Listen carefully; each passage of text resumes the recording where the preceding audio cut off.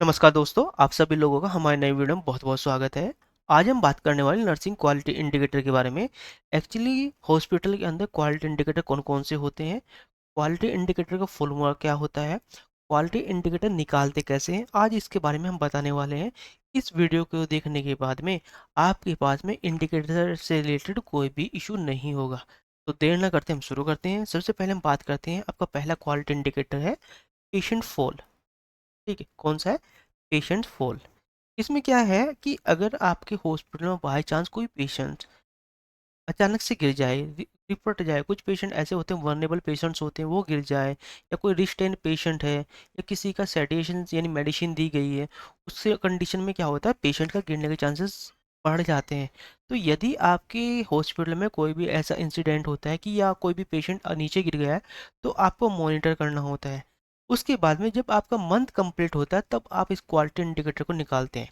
इसका फॉर्मूला है, फॉर्मूला समझ लो, पेशेंट फॉल यानी कितने पेशेंट गिरे उनका आपको रेट बताना है। तो यहाँ पे क्या होगा, total number of patient fall in the given period upon total number of patient day in the same period into 1000।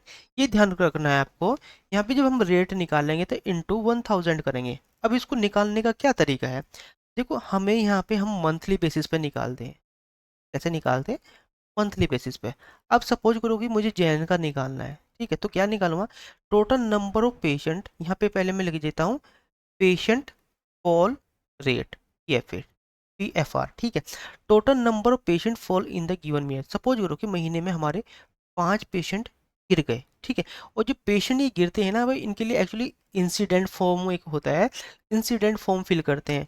उस इंसिडेंट फॉर्म में पहले इंसिडेंट फॉर्म होगा, फिर उसमें RCA होता है, फिर कापा होता है, फिर उसकी रिपोर्ट बनाई जाती है और फिर वो कमेटी में प्रेजेंट की जाती है। ये होता है प्रोटोकॉल।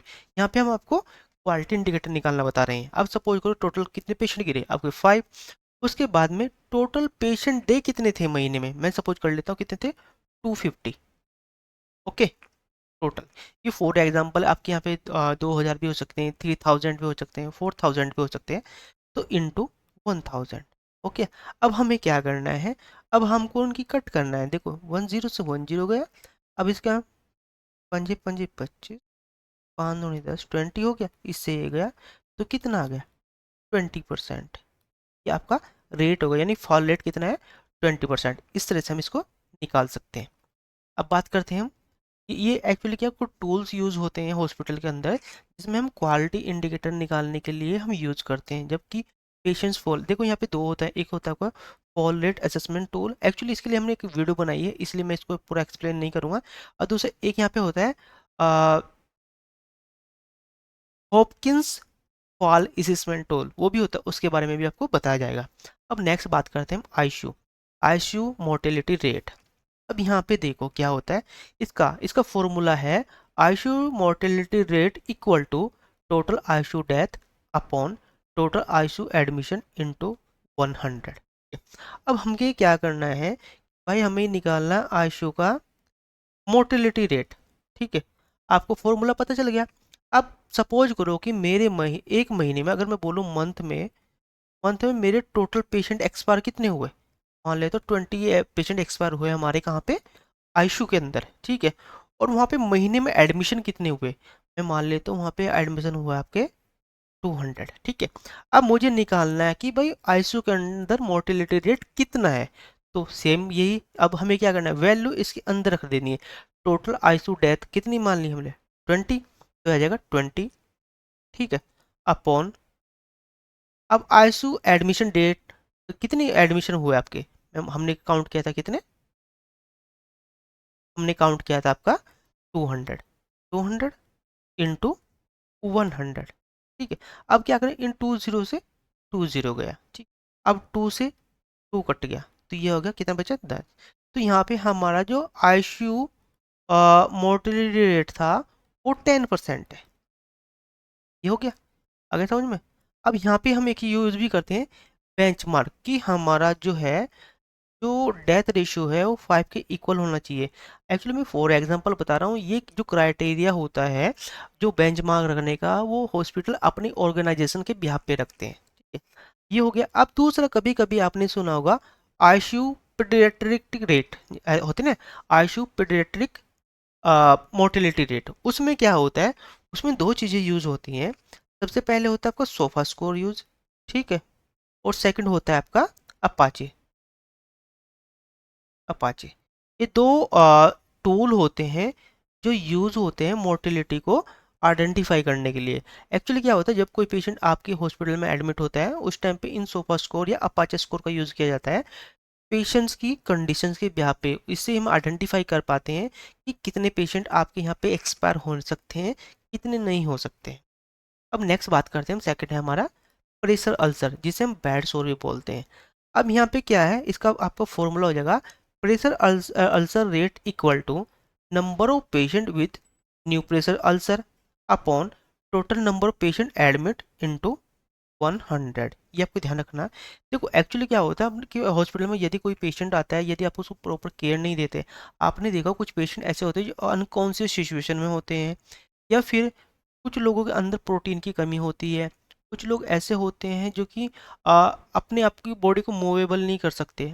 जब कोई पेशेंट वेंटी पे होता है तो वहाँ पे क्या होता है, बेड सोर होने के चांसेस बढ़ जाते हैं। यदि कोई पेशेंट ज़्यादा टाइम तक रह रहा है, यानी 10-12 दिन तक भी आपके हॉस्पिटल में एडमिट है, तो उसे बेड सोर होने के चांसेस बढ़ जाते हैं। बाय चांस आपके हॉस्पिटल में टोटल मंथ में आपके कितने 15 बेड शोर हुए, ठीक है, इसमें भी दो होते तरह का होता है, या तो भाई आउटसोर्स हो सकता है या इनसोर्स हो सकता है। आउटसोर्स का मतलब ये, यदि आपके हॉस्पिटल में कोई पेशेंट आता है, उसे ऑलरेडी ही बेड शोर हो रखा है, तो वो काउंट नहीं करेंगे, हम काउंट करेंगे जो हमारे हॉस्पिटल के अंदर हुआ है। इससे होता क्या है कि हमारी नर्सिंग स्टाफ प्रॉपर केयर नहीं प्रोवाइड करा रही है, या फिर हमारा जो बेड मैट्रिक्स है वो अच्छा नहीं है। अब अभी तो हम आपको परसेंटेज निकालने के बारे में बता रहे कि परसेंटेज कैसे निकालनी है। तो हमने क्या माना कि टोटल हमारे यहाँ पे जितने बेड शोर हुए 15 है, और जो पेशेंट एडमिट हुए थे वो टोटल मैं मान लेता हूँ कितना 500 है। कितने हुए थे 500, जो टोटल पेशेंट थे। आगे समझ में। अब हमें क्या करना है, ये वैल्यू हमें रख देनी है अपने फॉर्मूले में। तो हमारा फॉर्मूला था pressure ulcer rate equal to by number of patient with the new pressure ulcer, कितने माने थे हमने 15। ये एक्चुअली जब आप ना डिपार्टमेंट से डेटा कलेक्ट करोगे ना, तो एक्चुअल डेटा आपको वहाँ पे मिल जाएगा। उसमें भी क्या होता है भाई, कोई पेशेंट है, कितने दिन उससे स्टे किया, कौन से डॉक्टर ने उसको देखा, उसकी डिजीज़ क्या थी। उस ऐसे में भी आपको जो प्रेशर अल्सर होते हैं, इसमें 4 स्टेज होती है। उन 4 स्टेज के बारे में मैं आपको नेक्स्ट वीडियो में बताऊंगा, जिससे कि आपकी ये सभी कॉन्सेप्ट क्लियर हो जाए, क्योंकि जब भी आप ऑर्गेनाइजेशन में काम करो, ये आपके लिए इंपॉर्टेंट है। अब नेक्स्ट आ गया आपका टोटल नंबर पेशेंट एडमिट, कितने माने थे हमने हुआ था कि भाई महीने में आपके 500 पेशेंट एडमिट हुए थे इनटू 100। अब हमें क्या करना है, अब हमें कैलकुलेशन करनी है। आपको भाई सिंपल मैथ आना चाहिए, तभी आप इसको निकाल पाएंगे। अब इस 20 से हमारा 20 गया। अब 5 से हम 15 को वो क्या डिवाइड किया तो कितना जाएगा 3। तो हमारा जो पेशेंट अल्सर रेट है वो आ जाएगा कितना 3%। ठीक है, आ गया। इस तरह से आप किसी भी क्वालिटी इंडिकेटर का परसेंटेज या रेट निकाल सकते हैं। अब नेक्स्ट आता है आपका कैथराइजेशन। सबसे पहले तो देखो क्या है, मैं आपको रियलिटी बताऊं। ये जैसे अब CAUTI कोटी भी हमेशा बोलते हैं, कभी कभी आपने सुना कोटी बोलते हैं, लेकिन आप इसे जब आपको लर्न करते हो सर CAUTI रखो, क्योंकि सी ए थे आप सीधा समझ लो कैथेटर, कैथेटर हो गया। ए से आपका एसोसिएशन एसोसिएट हो गया। यू से आपका यूरिनरी हो गया। टी से आपका ट्रैक हो गया, और आई से आपका इन्फेक्शन हो गया, यानी catheter associate urinary track infection. Mostly कभी कभी ऐसा होता है, यदि आप आयुषो में काम कर रहे हैं, आपसे पूछ लेते हैं कि कोटि की फुल फॉर्म क्या है, तो आपको पता होना चाहिए। अब मैं बताता हूँ इसको हम निकालते कैसे हैं, इसकी परसेंटेज हम कैसे निकालते हैं। भाई हमने बाय चांस हमने देखा कि हमारे यहाँ पे जितने भी पेशेंट एडमिट हुए, उसमें से 20 पेशेंट ऐसे थे जिन्हें UTI हुआ था। कितने टोटल पेशेंट हमारे, टोटल पेशेंट थे हमारे 20 जिन्हें UTI हुआ है। और टोटल कैथेटर कितने थे भाई, जिस पे अगर एक पेशेंट है उसको कैथेटर कैथेटर लगा होगा ना, तो ऐसे मल्टीपल लोगों को लगा होगा। जो मल्टीपल्स लोग हो, जितने लोगों को भी कैथेटर लगा हुआ है, उनके डे आपको काउंट करने हैं कि टोटल डे कितने हैं। अब क्या करना है, मैं टोटल डे मान लेता हूँ, टोटल डे मान लेता हूँ कितने 60 मान लेता हूँ, ठीक है। फॉर एग्जाम्पल मैं अभी आपको निकालना सिखा रहा हूँ। अब आपको क्या करना है, ये वैल्यू को इस फॉर्मूले के अंदर रखनी है। तो क्या है, CAUTI equal to number of CAUTI case कितने थे भाई आपके, मान लिया हमने 20 अपॉन टोटल कैथेटर डे कितने थे, टोटल कैथेटर डे आपके 60 अपॉन 60 इंटू 100। अब हम इसे कट कर देंगे 1 3, ठीक है। अब इसे काटेंगे हम, कितना आ जाएगा 3.33, इतना परसेंट आपका आ जाएगा, कितना आ जाएगा आपकी, यानी 40 आ गया आपका 33.33%। इस तरह से आप क्या करोगे, परसेंटेज निकाल लेते हो। आपके यहाँ पे यूटीआई कितना हो रहा है। एक्चुअली मैं बताता हूँ, जो फीमेल होती 90% फीमेल को यूटीआई इन्फेक्शन होता है, 95%, ओनली 5% मेल को यूटीआई होता है, ठीक है। तो ये ध्यान रखना, आप किसी पेशेंट को यूटीआई हुआ है वो पता कैसे चलता है, जब भी आप किसी पेशेंट के यूरिन का सैंपल भेजते हो तो वहाँ से पता चलता है कि भाई एक्चुअली इसे यूटीआई इन्फेक्शन हुआ है। आपको ये भी आइडेंटिफाई करना होता है कि पेशेंट को किस बैक्टीरिया के वजह से इन्फेक्शन हुआ। नेक्स्ट वीडियो में हम इसके बारे में आपको एक्सप्लेन करने वाले हैं।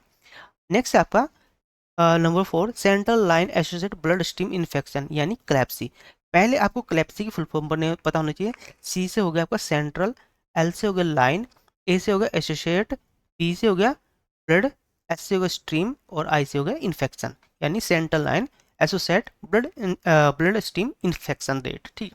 अब इसमें भी हमें क्या करना है, ये एक्चुअली जो डेटा होता है ये आपका जो इंचार्ज होता है मंथली बेसिस पे, वो नर्सिंग इंचार्ज को या नर्सिंग हेड को देता है, वही इसको निकालते हैं। क्योंकि जो आईसीएन होती है इन्फेक्शन कंट्रोल नर्स, उसका मेन रोल होता है इन्फेक्शन कंट्रोल से रिलेटेड जितने भी क्वालिटी इंडिकेटर होते हैं उनका डेटा कैप्चर करने के लिए। अब इसमें हमने मान लिया कि जो हमारे पेशेंट है, टोटल हमारे पास में 10 पेशेंट ऐसे थे जिनको क्लेप्सी हुआ है, यानी central line associated blood stream infection हुआ है। और दूसरा सेंट्रल लाइन डे कितने थे, अब हमने मान लिया सेंट्रल लाइन डे थे हमारे 50, ठीक है, 50 मान लेते हैं, ठीक है। ये हो गया आपके क्या डे। अब हमें क्या करना है, ये वैल्यू को हमें क्या करनी है, फॉर्मूले के अंदर ऐड कर देनी है। जैसे मैं पहले बताया था, यहाँ पे क्या हमने क्या, नंबर ऑफ क्लैप्सी केस कितने हुए थे हमारे, total 10 upon total central line day कितने, आपको पता है सेंट्रल लाइन, एक्चुअली ये सेंट्रल लाइन डे आपको काउंट करने होते हैं। उसके बाद ये होगा आपके 50 इंटू 1000, आ गया 1000। अब जब हम इसे डिवाइड करेंगे, देखो इस जीरो से ये जीरो गया, ठीक है, ये गया 2 हो गया, तो ये बचा कितना, इसे इंटू करेंगे ये 200% आ जाएगा, ठीक है, आ गया। इस तरह से आप इसको निकाल सकते हैं। अब नेक्स्ट आता है वैप। वैप इसे बोलते हैं वेंटिलेटर एसोसिएट निमोनिया। इसको हम कैसे निकाल लेंगे, इसमें क्या करना है, इसमें भी सेम है, नंबर ऑफ वेब केस आपके पास में, सपोज को कितने केस हुए आपके पास में, मान लेता हूँ मैं कितने 40 हुए महीने में, 40 केस हुए। टोटल वेंटिलेटर डे कितने, वेंटिलेटर डे मान लेता हूँ मैं 200, मान लिए, तो यहाँ पे होगा मैं 200 इंटू 1000, ठीक है। अब जब हम इसे कट करेंगे तो ये कितना आएगा, 2 आ जाएगा। इसके हम इसको मल्टीप्लाई कितना आ जाएगा, 80 आ जाएगा, तो सीधा आएगा 80%। इस तरह से आप इसको निकाल सकते हो। दूसरा आपको ये देखना है, ये डेटा है ना आपको, ये डेली बेसिस पे कैप्चर करना है। उसके बाद मंथ के एंड में जाके आप इन जितने भी क्वालिटी इंडिकेटर है इनको निकालोगे। एकदम से ऐसे नहीं कि फर्स्ट में आप निकाल लो, क्योंकि जब भी आप quality nursing quality indicator KPI बनाते हैं या एक्सेल सीट में बनाते हैं या पीपीटी फॉर्म में बनाते हैं, तो उस डेटा के हिसाब से ही आप इन क्वालिटी इंडिकेटर को निकालते हैं। नेक्स्ट आपका प्रेशर अल्सर रेट, ठीक है, यानी बेड शोर इन द आईसीयू, ये मैंने ऑलरेडी बता दिया है। अब नेक्स्ट बात करते हैं मेडिकेशन एरर, ये बहुत इंपॉर्टेंट है आपका, आपको पता होना, सबसे पहले आपको पता होना चाहिए कि मेडिकेशन एरर कितने टाइप के होते हैं। यहाँ आप अभी अभी आपको निकालना सिखा रहे हैं कि आपको मेडिकेशन एरर कैसे निकालना होता है। तो यहाँ पे क्या करते हैं, हमने मान लिया कि हमारा टोटल मेडिकेशन एरर कितने हुए हैं, टोटल मेडिकेशन एरर हुए हमारे महीने में 4, ठीक है। उसके बाद में टोटल मेडिकेशन एडमिनिस्ट्रेशन कितने को किया गया, यानी जितनों की आपने ऑडिट की, मैंने सपोज किया मैंने ऑडिट की है कितनों की, मैंने ऑडिट किया आपको 80 की, ठीक है, हो गया। अब हमें क्या करना है, ये वैल्यू को हमें क्या करना है, फॉर्मूले में ऐड कर देंगे। तो यहाँ पे आ जाएगा टोटल मेडिकेशन एरर पर कितने, टोटल मेडिकेशन एरर हो गए हमारे 4, टोटल मेडिकेशन एडमिनिस्ट्रेशन कितने हो गए हमारे 80 इंटू 100, ठीक है।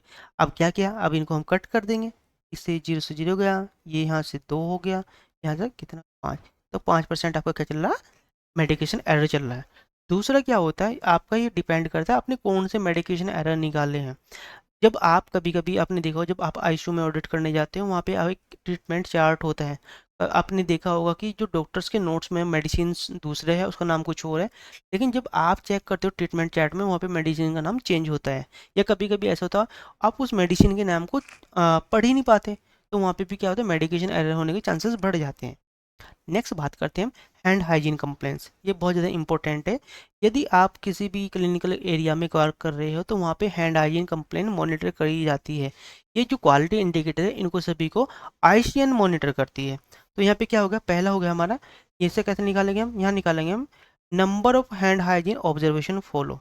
ठीक हो, आपने कभी कभी देखा, इसके लिए हमने एक WHO का ऑब्जर्वेशन फॉर्म होता है, उस फॉर्म को फिल करते हैं। उसमें होता क्या है, मेनली सबसे पहले होता है आपके जो डॉक्टर्स होते हैं कि भाई डॉक्टर हैंड हाइजीन फॉलो कर रहे हैं नहीं कर रहे। सेकंड आपका नर्सिंग स्टाफ होता है। थर्ड आपका जीडीए होता है। और फोर्थ आपका हाउस कीपिंग होता है। इन चारों का डेटा उसमें अवेलेबल रहता है। तो ठीक है, अब उसने क्या किया, उसने काउंट कर लिया कि पहले सबसे पहले आएगा number of hand hygiene observation follow, कितने लोगों ने फॉलो किया। सपोज करो कि भाई 120 लोगों ने फॉलो किया। टोटल ऑब्जर्वेशन कंडक्ट आपने कितने किया, आपने किया 250 के लगभग किया, तो इंटू 100। ठीक है, जब आप उसको सोल्व करोगे तो आपको राइट राइट परसेंट वो राइट आंसर निकल जाएगा एक्चुअली उस डिपार्टमेंट में या उस महीने में हैंड हाइजीन कंप्लेंट्स कितनी ज़्यादा बढ़ी हैं या कितनी कम हुई है। नेक्स्ट है हमारा 12 री एडमिशन। एक्चुअली री एडमिशन सबसे ज़्यादा होता कहाँ है, ये होता है आपका आईसीयू में। ये आपको ध्यान करना, आईसीयू डिपार्टमेंट में। तो इसमें क्या है, यदि कोई पेशेंट आपका डिस्चार्ज होकर चला गया, डिस्चार्ज होने के बाद में दोबारा से आके वो आईसीयू में एडमिट हो जाता है विद इन 30 डे, यानी एक महीने के अंदर, तो वो री एडमिशन में काउंट होगा।